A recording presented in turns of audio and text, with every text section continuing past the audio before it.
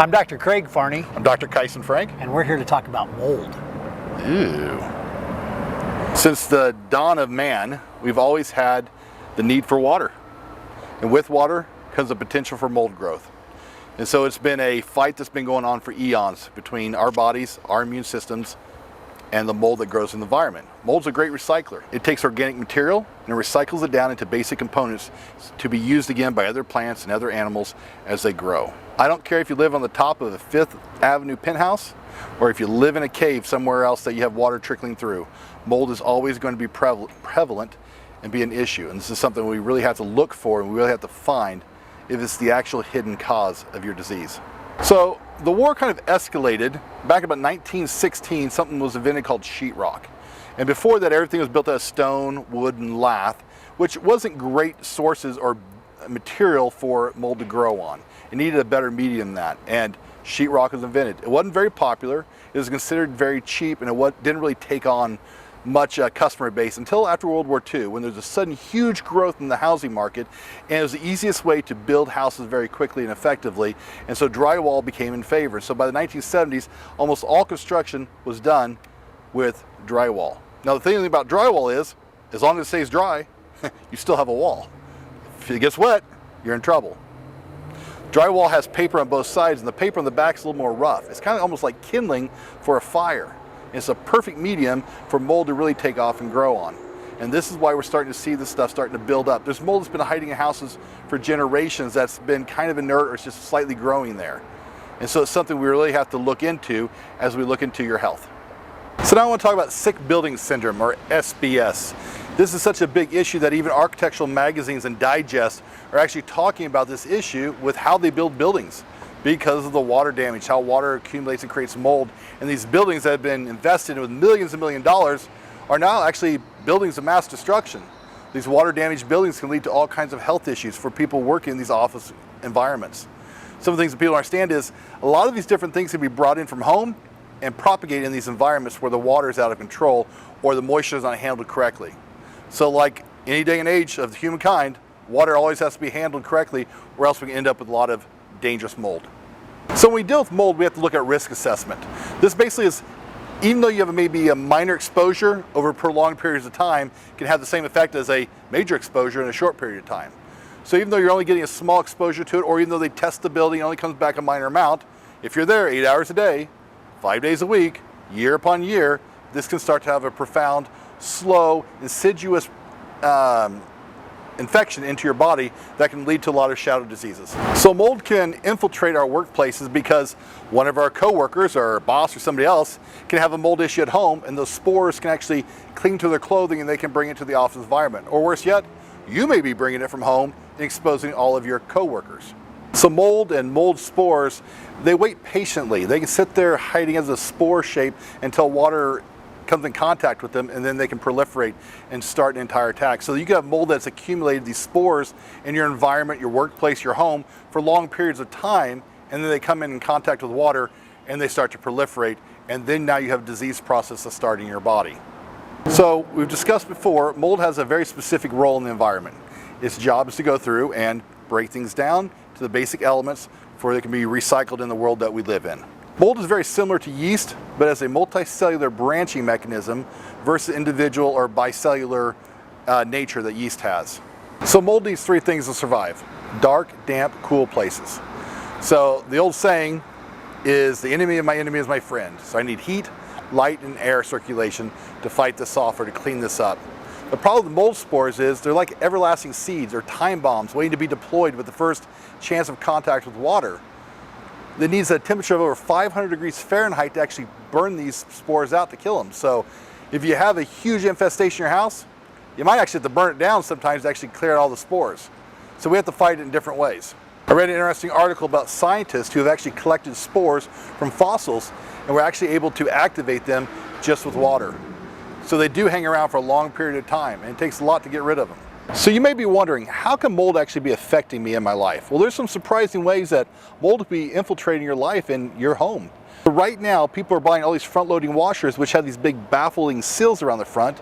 Well, any type of mold spore that gets on your clothing or on your garments, anything you wash in there, can get caught in there. And most people don't realize that they actually have mold growing inside of this baffling, and they don't take their seals off and clean them. So what happens is this mold keeps growing, keeps producing more spores, and keeps infiltrating it and soaking into their clothing that they have and they're wearing. And this is how they take it to work with them. This is how they share it with their friends, whether they want to or not. So all these tumblers like Yeti cups and everything are all the rage right now. Most people don't realize that right now there's a rubber seal around the lid there, and if you don't take that off and clean underneath it, any type of organic material, anything you're drinking out of there besides water itself, can start growing mold. And that could be a real issue, because now you're actually putting all of your other drinks in here. You're actually putting these mold spores directly into your body with what you're consuming. If you have these cups at home, I challenge you to go peel the seals off and see if there's anything growing underneath there. Even worse than that are sippy cups for kids. These are notorious for growing mold in the little valves and everything that are supposed to keep them from spilling. These things need to be taken apart and cleaned thoroughly, or better to try to avoid them altogether, because they can lead to a lot of sicknesses in kids. So all the rage right now, people are trying to be healthier, they're trying to get away from nicotine and getting away from cigarettes. Well, they're all going to these e-cigarettes, and a lot of these vaping pens and vaping products have actually been found to have mold and mold spores in them. And so you're inhaling them directly, and you're directly poisoning yourself with these things, not even to discuss all the other risks involved with e-cigarettes. But this is a major way that it can be infiltrating into your life, into your lungs, which can affect your breathing, your energy, how you function in your life, directly from just using e-cigarettes. Mold is prevalent everywhere, even in space. We have problems with mold growing on the space station. Interesting enough, the mold can grow on the outside of the space station, and the ionizing radiation from space can't even kill it off. It'll thrive and grow in that. Matter of fact, they actually found mold that's growing in Chernobyl, where we had a nuclear disaster, and they're actually finding that the mold is adapting and growing to the radiation there and actually absorbing it and eating it. They're actually finding that mold actually has the ability to clean our environment, even radiation, because it will adapt to this and it will pursue cleaning this product up and helping recycle everything in the environment. So mold is a very strong adversary that we have to learn to deal with in many ways. So let's talk about a few of the common culprits. First, we have Aspergillus. Aspergillus, interestingly, was actually named Holy Sprinkler, or means Holy Sprinkler, because of the way it looked when it was discovered in the early 1700s. Aspergillus spores typically affect those who are immunocompromised or have lung disease, and it creates an allergic or lung infection. And it's typically a gray or black color. Second, we have Cladosporium, which is a olive green to brown to black color. And this typically creates either an allergic or an asthma reaction. And then finally, we have the most well-known, which is black mold, which is Stachybotrys chartrum. It is the primary mold agent found in building-related diseases such as water building syndrome or sick building syndrome. So let's talk about mold's three-prong attack. First, you have the allergic mechanisms, which arise from inhalation of the mold spores, leading to atopic asthma, hypersensitivity, pneumonitis, allergic bronchopulmonary aspergillosis, and allergic fungal sinusitis. Then we also have toxicity. Your level of exposure is a big factor in your level of sickness. The longer you're exposed, the sicker you'll become. And finally, we have the infectious process, which can not only affect the lungs and the sinuses, but also the brain, the joints, the muscles, and the lymph nodes. But let's discuss another really important aspect when it comes to mold toxicity. A really interesting study was done in Switzerland. They took a mold culture and put a Faraday cage over it, which blocks all electromagnetic frequencies and radiation coming into the mold culture. They measured the level of biotoxins for several days, and then they removed the Faraday cage, which allowed the mold culture to be exposed to all the electromagnetic frequencies and radiation within the room, like Wi-Fi, electromagnetic frequencies coming off of appliances, and then they measured the level of biotoxins again. Amazingly, the level of biotoxins increased by 60,000%. That's 60,000% or 600 times more levels of biotoxins than was there before. That's like one day you're fighting 1 to 2 soldiers, and the next day you're fighting an army of 600 soldiers. Not only that, the biotoxins that were released were more virulent, more viscous, which means they're more sticky or do not wash away as quickly, and they were more poisonous. So how does that apply to us in the real world? Over the last 20 years, our level of exposure to electromagnetic frequencies has exploded. From cell phones to cell towers, we are exposed millions of more times to electromagnetic frequency and radiation than we ever were before. To give you a number to kind of contrast this or explain this, in 2015 there were 308,000 different cell towers.